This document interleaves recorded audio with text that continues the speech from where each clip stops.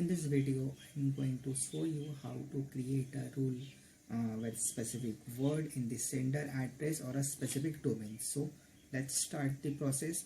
Click on this tab called File. Scroll down little bit. After that, you can click on this Manage Rules and Alert.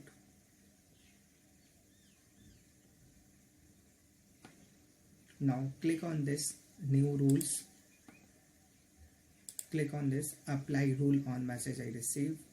Then next, here you need to take like with specific word in the sender address, this one.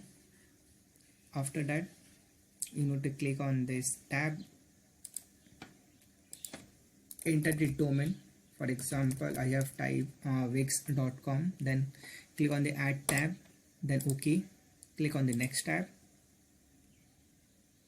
Now you need to choose this one, move it to this specific folder.